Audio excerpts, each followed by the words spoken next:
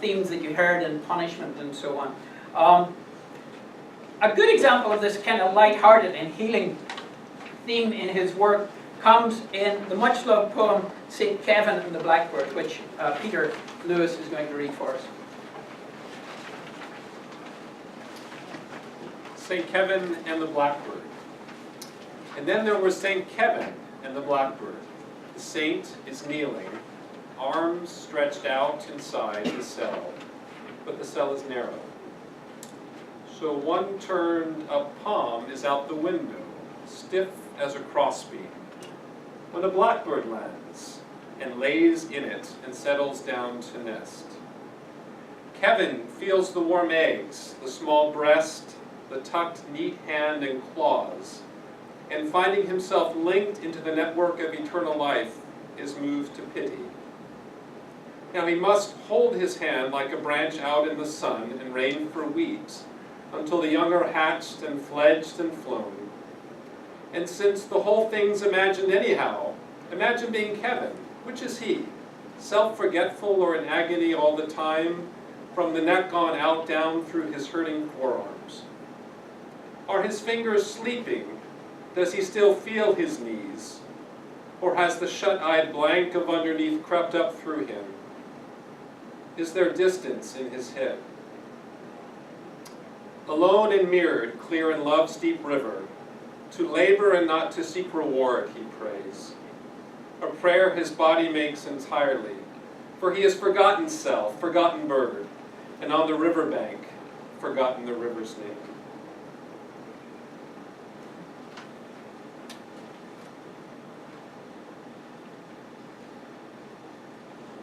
Just want to briefly go from full screen here. In 1995, Heaney was awarded the Nobel Prize for Literature. He was on vacation in Greece at the time and modestly reacted to the comparison with Irish Nobel winners before, such as Shaw, Beckett, and his beloved William Butler Yeats, by saying that he was more of a distant foothill to their high mountains. This fragment of his address at the Nobel Awards ceremony eloquently examines his feelings about the place of poetry and his reaction to the political and artistic developments he has lived through and written about in Ireland. It gives you a chance to hear his voice.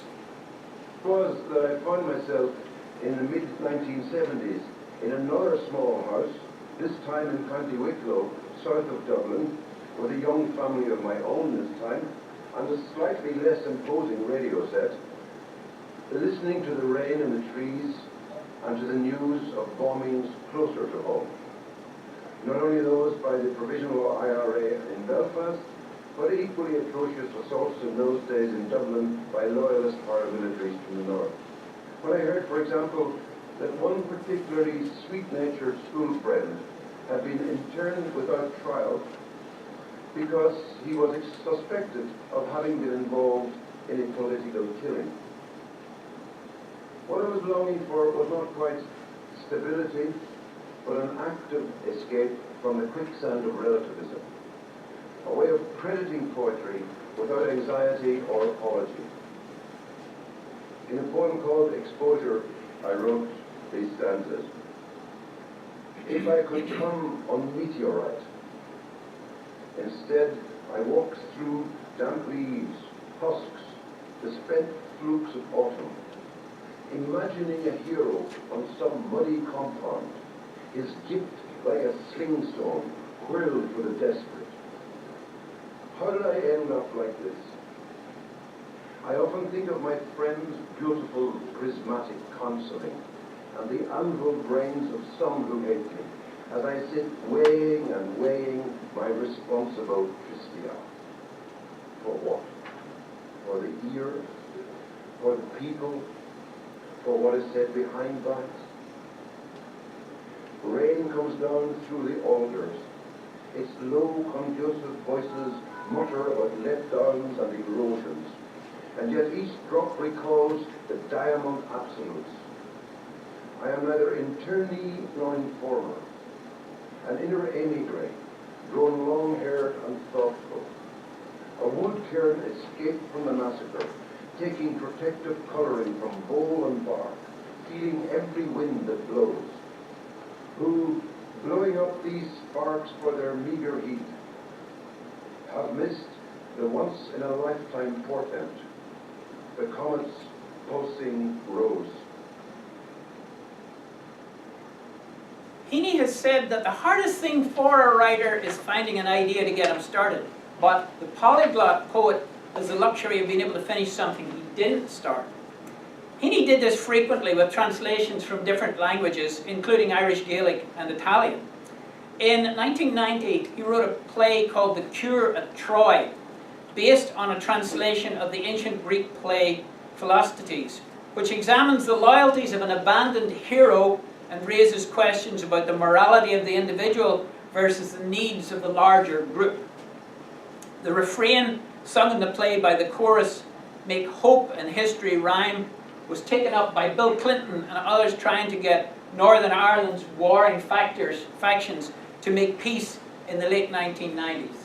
This picture shows the signing of the Good Friday Agreement in 1998, which really ended the Troubles, and the English and Irish Prime Ministers together in that. From The Cure at Troy, Celeste Bailey is going to read that chorus's piece. From The Cure at Troy. Human beings suffer, they torture one another, they get hurt and get hard. No poem or play or song can fully right a wrong inflicted and endured. The innocent in jails beat on their bars together. A hunger striker's father stands in the graveyard dumb. The police widow in veils faints at the funeral home. History says, don't hope on this side of the grave. But then, once in a lifetime, the longed-for tidal wave of justice can rise up, and hope and history rhyme. So hope for a great sea change on the far side of revenge. Believe that a further shore is reachable from here. Believe in miracles and cures and healing wells. Call miracle self-healing, the other self-revealing, double take of feeling. If there's fire on the mountain, or lightning and storm, and a God speaks from the sky, that means someone is hearing the outcry and the birth cry of new life at its turn.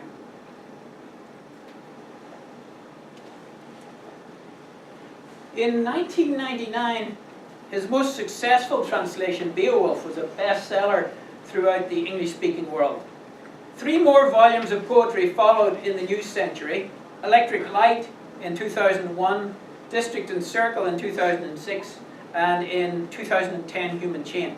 And just as a representative of the library, let me inform you that all Heaney's poetry is available online through Penn State. You can get it in the CAT, so just put Heaney and then look for online material, and you can read any of these poems at any time.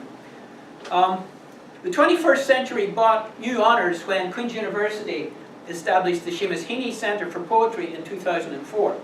The Seamus Heaney manuscript collection was created in his hometown of Balachi, and this is what we're looking at here. A statue was created celebrating those poems that had the references to peat.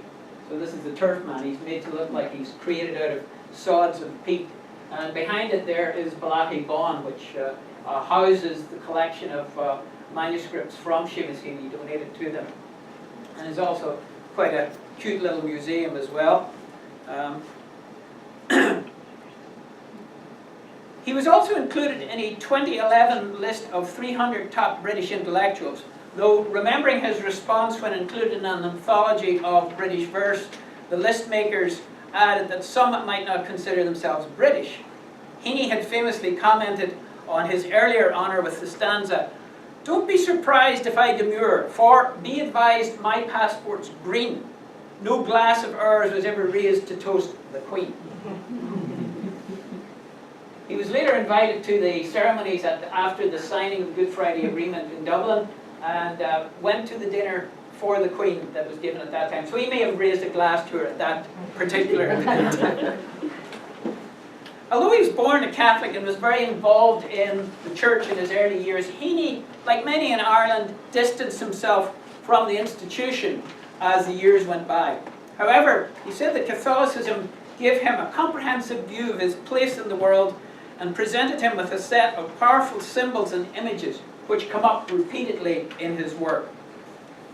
A poem such as Limbo illustrates this approach, and Kimberly is going to read Limbo for us. So in this poem, Seamus Heaney is mindful of what happens to a young woman in Catholic Ireland who gets pregnant. Limbo. Fishermen at Ballyshannon netted an infant last night along with the salmon, an illegitimate spawning, a small one thrown back to the waters. But I'm sure as she stood in the shallows, ducking him tenderly till the frozen knobs of her wrists were dead as the gravel, he was a minnow with hooks, tearing her open. She waded in under the sign of her cross. He was hauled in with the fish. Now limbo will be a cold glitter of souls through some far briny zone. Even Christ's palms, unhealed, smart, and cannot fish there. By 2006, Heaney was starting to experience health problems, and that year he had a stroke while visiting with friends in Donegal. This experience is described in the poem Chanson d'Aventure from his final collection, Human Chain, the only one we don't have online. We are now aware that he knew he did not have much longer to live. Since this one has a lot of medical references in it, we've handed it over to Dr. Peter Lewis to do for us. Although there is the booby trap of all those Irish names in it. Chanson d'Aventure. Love's mysteries and souls do grow, but yet the body is his book. Strapped on, wheeled out, forklifted, locked in position for the drive, bone shaken, bumped at speed. The nurse, a passenger in front, you ensconced in her vacated corner seat, me flat on my back. Our postures, all the journey, still the same. Everything and nothing spoken, our I-beams threaded laser fast, no transport ever like it until then, in the sunlit cold of a Sunday morning ambulance, when we might, oh my love, have quoted done, on love, on hold, body and soul apart. Apart. The very word is like a bell that the sexton Malachi Boyle outrolled in Ilio Tempore in Balahi. Or the one I told in Derry in my turn as college bellman.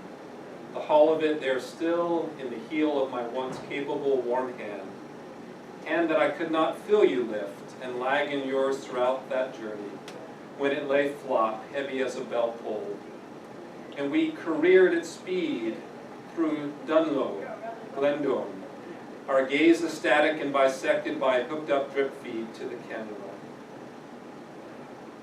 The charioteer at Delphi holds his own, his 6 horses and chariot gone, his left hand lopped, from a wrist protruding like an open spout. Bronze reins astream in his right, his gaze ahead, empty as the space where the team should be. His eyes front, straight back posture like my own. Doing physio in the corridor, holding up, as if once more I'd found myself in step. Between 2 shafts, another's hand on mine. Each slither of the share, each stone it hit, registered like a pulse in the timbered grips. I just wanted to go back to this one here. When in Letterkenny Hospital, after his stroke, Bill Clinton visited Heaney. And Heaney remarked in his illness that this was an example of different strokes for different folks. We're going to finish with one of his best-loved poems, appropriately called Postscript.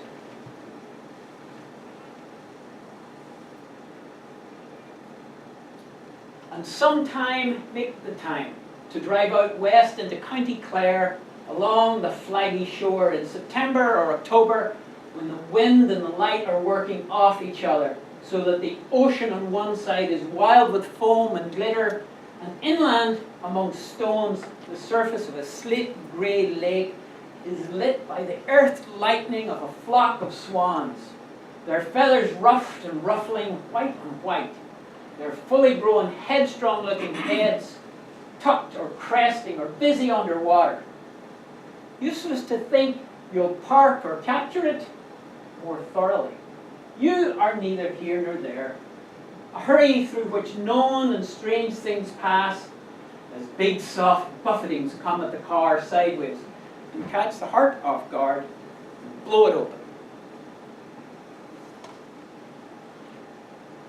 Heaney passed away on August 30th, 2013 after a short illness. He'd been having heart problems and had earlier joked at a gathering of aging friends, "Blessed are the peacemakers." He was buried in the family plot in Balahi on a bright September day. The admiring world came to see the South Derry that had birthed him and which now welcomed him home. The unified pride of that divided community standing at his graveside saluting their famous shades. There you go. If you want to, there are some treats which we weren't allowed to produce in this room. They will be distributed outdoors later. If you want to, in the intervening 5 minutes or so before the end of the hour, you can come up and have a look at the print over there. Heaney owned a copy of this picture, which he bought from me in the 1980s, and it's, as I said, it's related to the poem that he wrote to commemorate the death of his cousin. Anybody any questions or any remarks or questions about things we've said that they want clarified? Okay, well, thank you all for coming.